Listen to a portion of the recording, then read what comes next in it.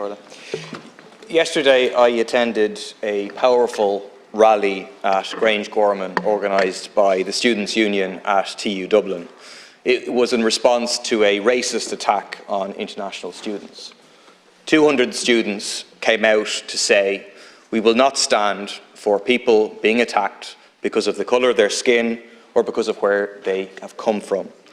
It is exactly what we need in response to the spate of violent, racist attacks we have seen, which have come in the wake of the anti-refugee protests. No pandering to racism, but standing up strong against it. It's the same spirit which will motivate thousands of people to participate in the Ireland for All Solidarity March this Saturday at 1:30 at Parnell Square.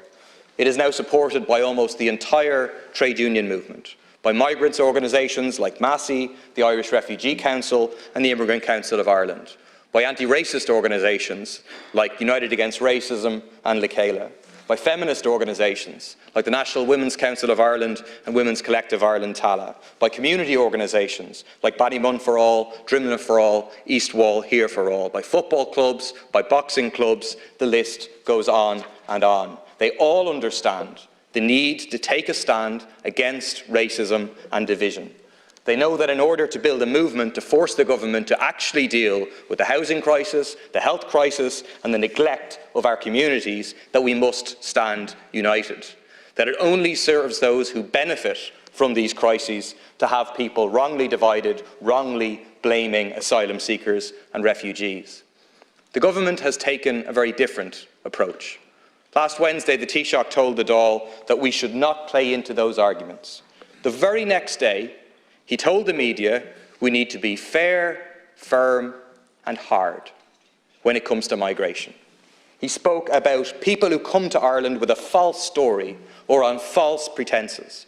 It was a shameful attempt to pander to anti-refugee sentiments. And this shameful rhetoric has been matched by shameful actions.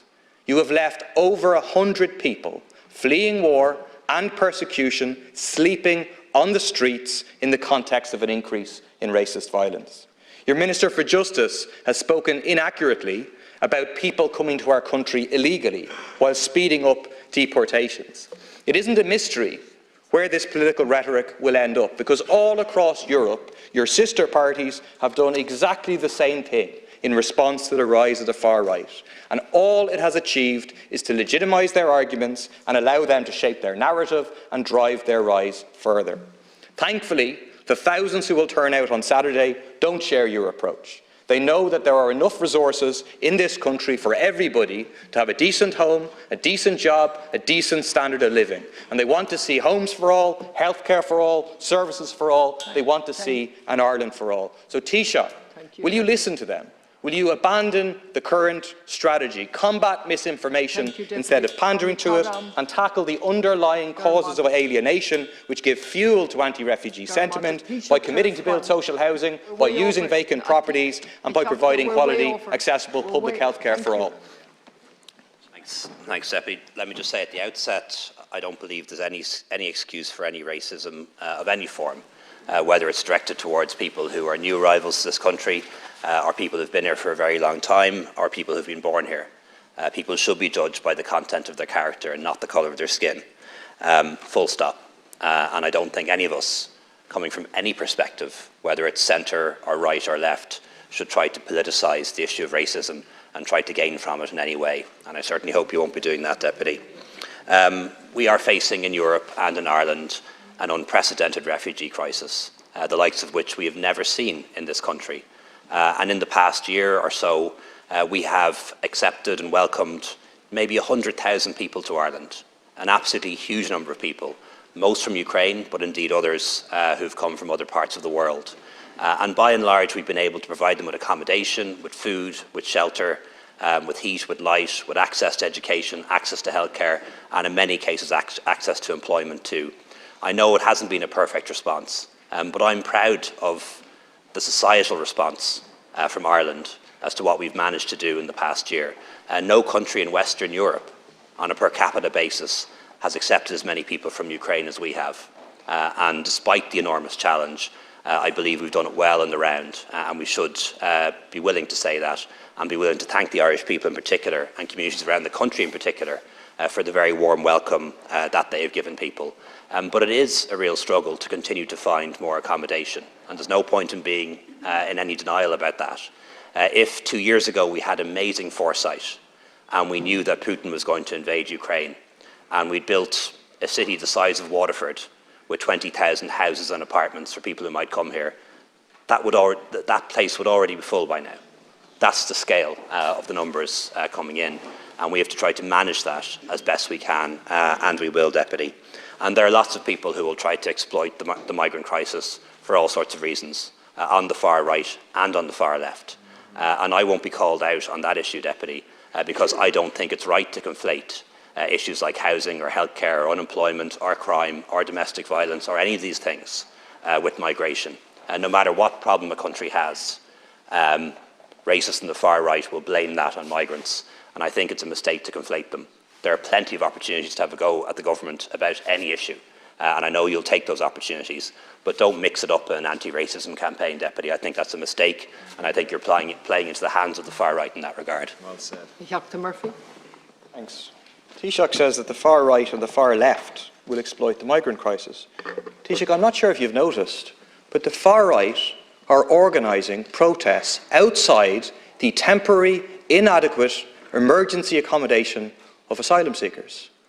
And what are the far left doing? We're working with others to build a solidarity march to say that refugees are welcome, to say that these people are not responsible for the housing crisis. I have no idea what you're talking about. Taoiseach says people shouldn't use it for political advantage. I agree. He'll be talking to Senator Regina Doherty, who has spoken about people, quote, taking advantage of some of the frailties in our system.